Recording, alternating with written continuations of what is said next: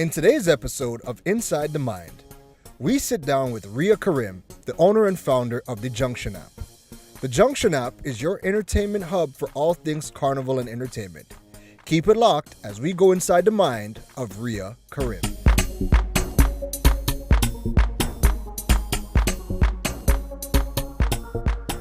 What's going on, everybody? It's your boy, Mr. Droid, and we are live inside the mind. The show where we get to sit down with some of the Caribbean's top entrepreneurs, give you guys the history of them, what they're up to, what they're diving into, and really see what it takes to be an entrepreneur in this climate. Today, we got one of my good friends, Ria Karim. What's up? How are you doing? Good. I'm good. I'm tired, but I'm good. You're very good, right? Yeah, very good. So, Ria is the founder of the Junction App. That's right. So, Ria, what I need to know is, I don't think I've ever gotten a story as to how you even thought about creating this app or getting this app put together. And I know this is a good story because if you guys have ever used the Junction App and you guys know what it's for, this has to have had a good story as to why you got into it. Well, first of all, I have to say thank you for listing me among the top entrepreneurs in the whole Caribbean and in the world. Why not? And secondly, you have to probably be one of like maybe 3 people in the whole of Trinidad and Tobago who have not heard this story because I feel like I tell it all the time. Yes. So, but just for you. Yes. Here just we for go. Me. So here's the thing. I am not a carnival baby. Okay. By nature. I mean, later on in my life, I grew up in a very kind of conservative family, and later on in life, we'd go up to town with some friends, check other friends, and watch mass and everything. So this would have been Carnival 2015. I was there with a group of girls, friends and cousins and so on. And we were not playing mass, but we were meeting friends in one band, and the others were meeting friends in another band. Yeah. And so we parked and we're trying to find where is this band and where is that band. So in between, you can't hear because this one you're calling next to a music truck. Yeah. The next one has no clue where they are because it's about 2-3 in the afternoon, right? I have no idea where I am. You call somebody else, they're not familiar with Port of Spain because not everybody is familiar with Port of Spain. Yes. And we were like, okay, by the time you ask people on the street, and I think Trinidadians like to prank us. I think they like to say, walk 2 miles in that direction, take 2 lefts, and then another left, and then go. Trinis are infamous for giving directions, so I can see where that's going. So at the end of, I would say, an hour and a half in this blistering heat, makeup melting off your face. Drinks in hand too? No, we never met anybody, so no drinks in hand. It's like we just got there and we can't find anybody, and I literally was just exhausted. Yeah. And this is before any of the fun started. Yeah. So I stood on a street corner. This is where the name came from. We had a big junction, and I'm just like, listen, telling my cousin who was with me, just pull out your phone and see if it have an app for this. Yeah. She's like, if it have an app for what? I'm like, see if it have an app, because we're Trini, see if it have an app somewhere to find the people banned. Yeah. And she was just like, literally, I got okay, clearly you're having a sunstroke. Yeah. And there's none. So for you, this was a light bulb moment. I made a decision at that point in time. I told her, I'm like, I'm going to build this. And she was like, okay, great, whatever. Yeah. Let's go find these people. So hours later, we found them. Yeah. But I did not forget about this. Okay. So I started thinking, this can't be rocket science, right? Yeah. This is a problem that has existed for so long. Clearly. And think about the fact that we're not even in costume. You know what frame of mind I would have been in if I had all this costume, regalia and all kind of thing and all over me. You can't find a band. No, and then I started talking to people and realized that masqueraders every year in full costume, because Trinis are never on time. So who is going to meet the band on time? Although I have to say, when it comes to mass, people could find themselves on time. But then you have to keep into consideration too, we have Juve the night before. Exactly. Right? So exactly. That's a good reason as to why most people are never. But apart from that, how many people actually just stay with their one band? Sometimes they want to go check a friend in fantasy and a friend in whatever other band, and they all over town. So it really just was for me. Let me see how we can create a solution for this. Okay, so that kind of segues into the next step. I mean, take us through the process of how you went going about even getting the app built.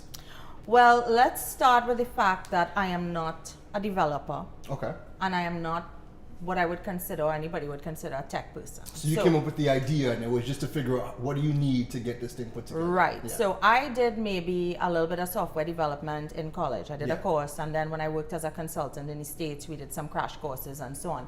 But this is the thing, I worked as a consultant in management and IT consulting company. Oh. So there was that marriage between business optimization and the technological solutions, Yes. that go hand in hand. Yeah. So how you take the tools Yeah. and you build solutions to make businesses better. Yeah. And then you make businesses even better by building more tools and Yeah. enhancing what you have. So I knew how to go about basically the project management side of things. Yeah. And I went straight back to the Gillette Group.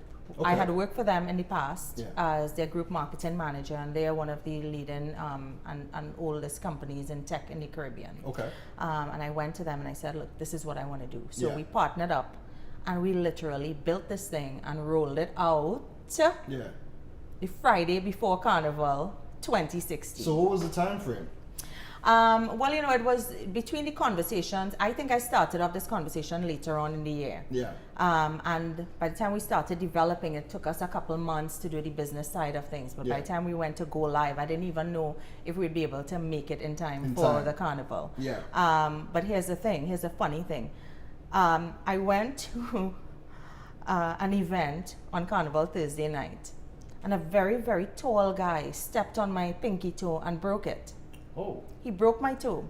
And so the Friday night, I couldn't go anywhere. So I sat on my couch and I said, okay, we're going to do this thing. Let me put up a Facebook page for this Yeah. Junction app. Yeah.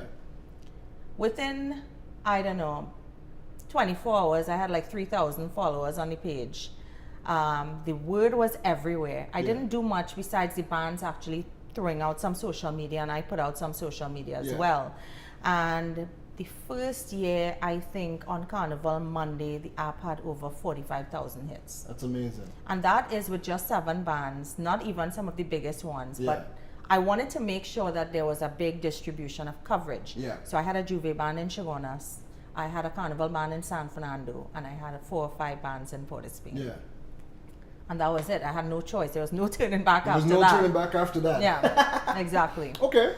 So now, being an entrepreneur in Trinidad, what are some of the challenges that you face, given that we tend to be risk averse?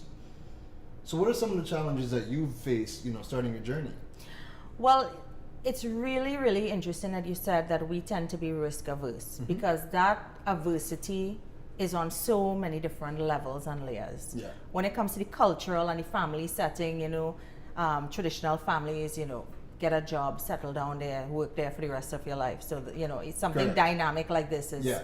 not very welcome. Right. Secondly, when it comes to lending institutions, they are also very risk averse. Yes, to entrepreneurs, unless you Yes. have. Yeah. Exactly. I mean, across the board, I hear Yeah. the stories all the time how difficult it is to get loans, to get startup facilities, Yeah. and of course there are state agencies and so on, and entities like B-Mobile, for example, that Yeah. are so readily accepting of their role in supporting technology and innovation in the country. And I had to give them that plug because I'm Yeah. super grateful for them powering my app. Yeah.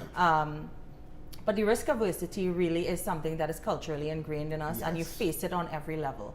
So for me, it was a challenge because I came out of a very heavy corporate life. Yeah. So I'd worked So you in had the security and consulting. the stability. Right, and so I tried to juggle the both. So that Yeah. was the biggest challenge for me. Now, for me, my whole life is a juggling act because I'm also a single parent. Yeah. I'm running businesses, I'm trying to work and all of that. And then I realized I'd come to a crossroads and realized that if this thing is really going to grow more Yeah. and really achieve its full potential, I'm going to have to give it my full attention. all. So let me tell you, that was really a heart attack kind of moment for Yeah. me. Because you talk a lot about security and so on. And security, I mean, think about it in a setting as Not a in the woman entrepreneur. Yeah. and with a child Yeah. and a future to think about. So it was very much a leap of faith, Yeah. literally. So do you feel like as a woman you have it even harder being an entrepreneur in the Caribbean? I have these conversations with a lot of people across the board, and I think as a woman in general, working professionals, Yeah. women with families and so on, it is very, very difficult. Yeah.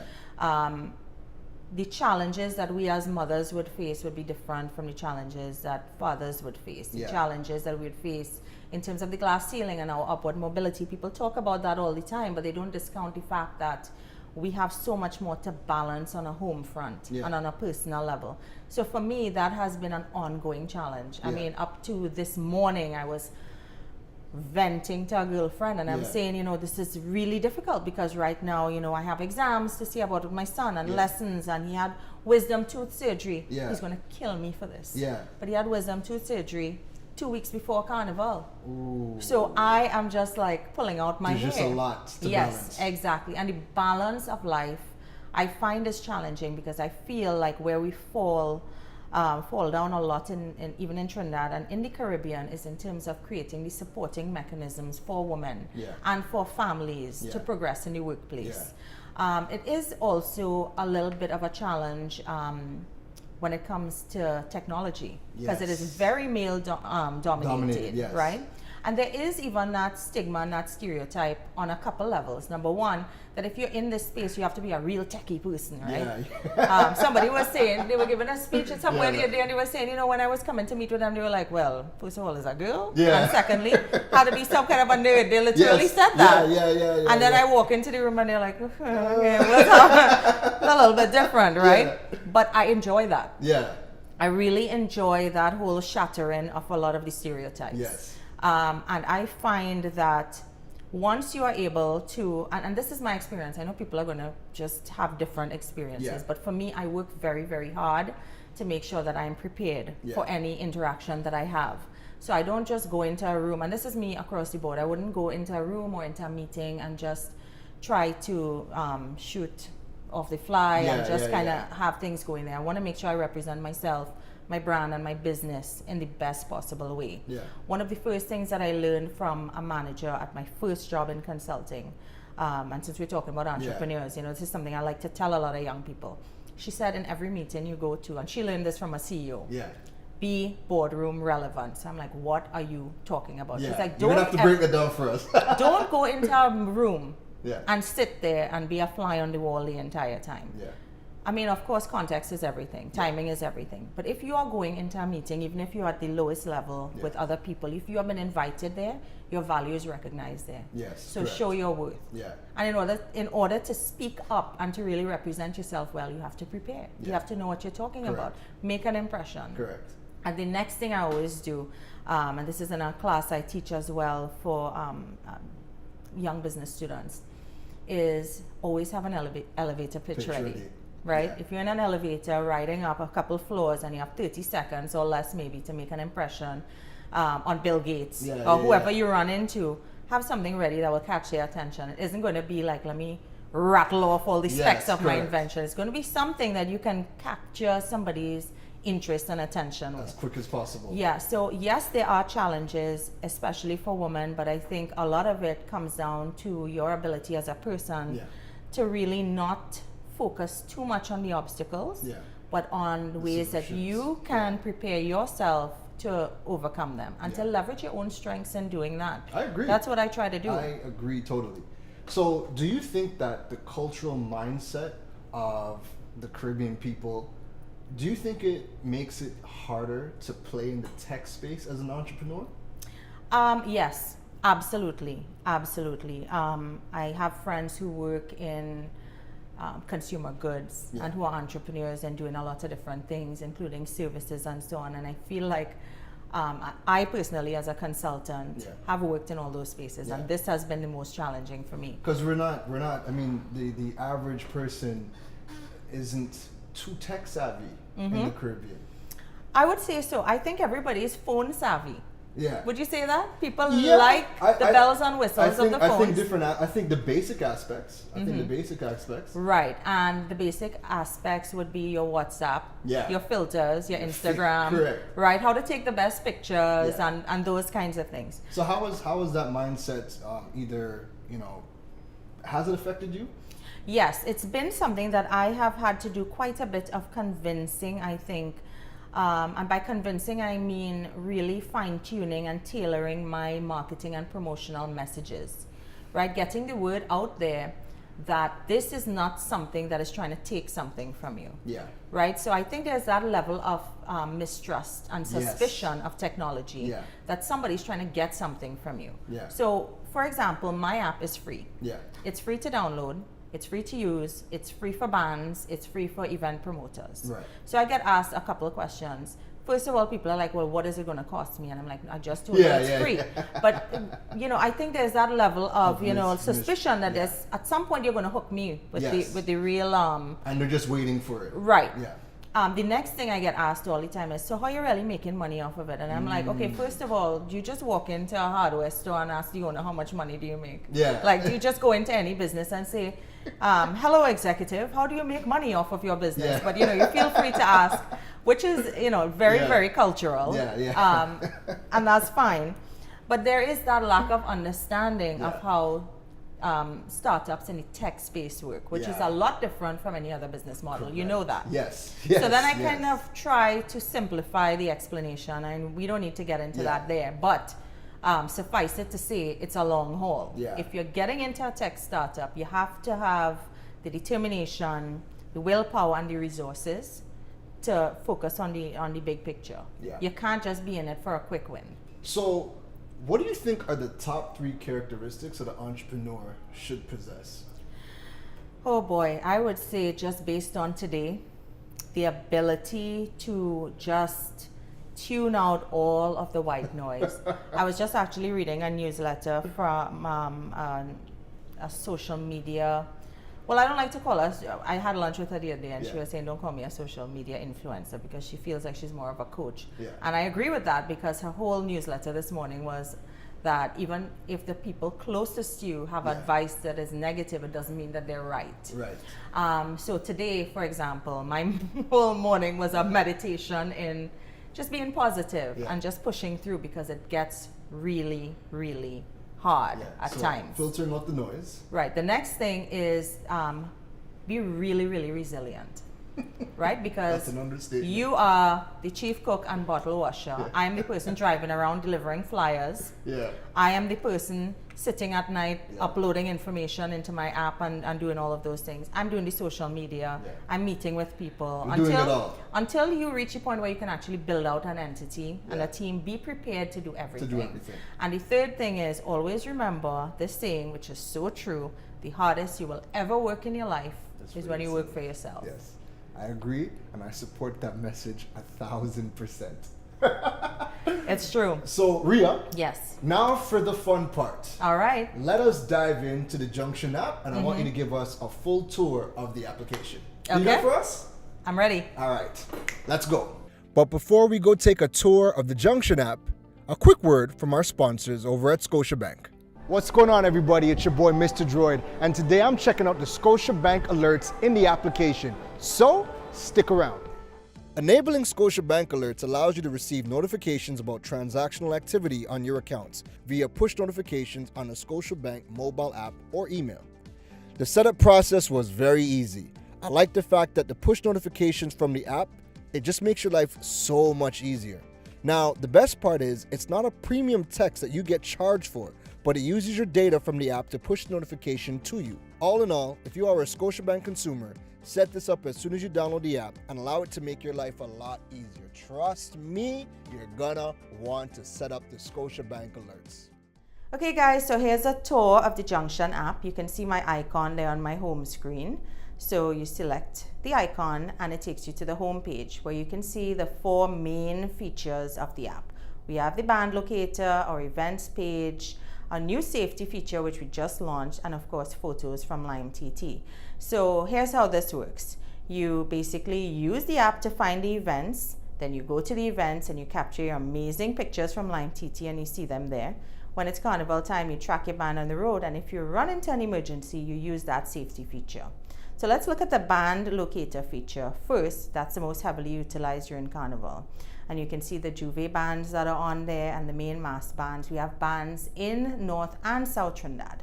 In advance, if you select Yuma, for example, it takes you to a map that shows the location of the Yuma band house.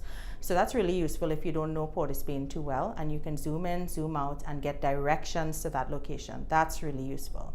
At the top in red, it shows you when the location was last updated, and that's really important to look at when you're tracking the band live on the road for Carnival. So let's go back to the home page. You see the vans again there, and we go home.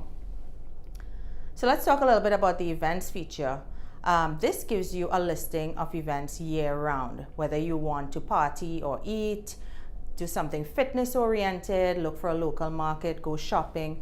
And it caters not just to parties. Families can use this to plan a weekend ahead, or if you have a visit to Trinidad, you can scroll through and you see all of the upcoming events. You can view on a calendar listing, you can view by day, you can see all of these different things coming up from a bunch of different categories if you explore all, or you could select the main category that you're interested in and see events of that nature. So let's look at one of these events. So we're exploring all of the different events here. You can see a fitness event up front, then you see a carnival burn, there's front yard lime for carnival, and there's a brunch. Okay, let's see brunch on Sunday brunch at Crew. So you see the social media sharing buttons, and then it takes you to a map. This is really useful because Crew, for example, is in central Trinidad. So if you don't know how to get there, you can use that map to find your way. All right, and now here's a look at the types of photos you can get to see yourself looking all fine and snazzy at your carnival events. And these are all the latest albums from Lime TT, and you can scroll through and you can share the pictures from there. Now here's our safety button. This is really exciting. It's brand new, and it was developed in the interest of looking after personal safety and security concerns. I've set this up already, and you can see it's asking me right there, do you want to send an alert out to your group? If you say yes, it launches the safety app, and you have a panic button. It's asking, do I want to send an alert? Yes. Right here, you can see it's direct links to dialing emergency services, but it has already sent an alert out to all of the people in my user group, which I set up ahead of time. And when you open the chat, not only do you see that I have an emergency, but it's transmitting my location. So how useful is that if you're lost at Carnival, something has happened and you're not with your friends, they can see where you are, navigate directly through you. But again, you have to set this up ahead of time. If you hold down that safety banner at the top, as I'm going to do now, it stops transmitting your location and sending out emergency alerts. So this is really important, but please remember, set it up ahead of time to use it for Carnival. And that's the Junction in a nutshell. So that was a lot, and I'm glad that Ria, you got a chance to come and talk to us and really give us some information on what it takes to be an entrepreneur, some of the things that you've had to go through. And I know that the people watching this are going to get a lot of value from this interaction. So Great. Thank you for being the first guest on Inside the Mind, Ria. Thank you for having me. It's always fun chatting with you. It's always a pleasure. It's always a pleasure. And I really, really hope that I didn't discourage all your viewers now from launching into your own business. It's good that they know what to expect when they're jumping into entrepreneurship. But I didn't say this, and maybe I could say this in closing, that it is the most rewarding thing you can do. Yes. When you see all of your hard work and it's entirely coming from your mind and your fingertips and your feet hitting the pavement, you see it rolling out and coming to fruition. And you see you're walking by Carnival Monday and Tuesday and you see everybody using it. Oh my goodness, it is the best feeling in the world. Literally, it brings tears to my eyes sometimes. Ladies and gentlemen, Ria Karim. Thank you. It's your boy, Mr. Droid, and we're going to catch you guys in the next episode. So, peace out. Bye.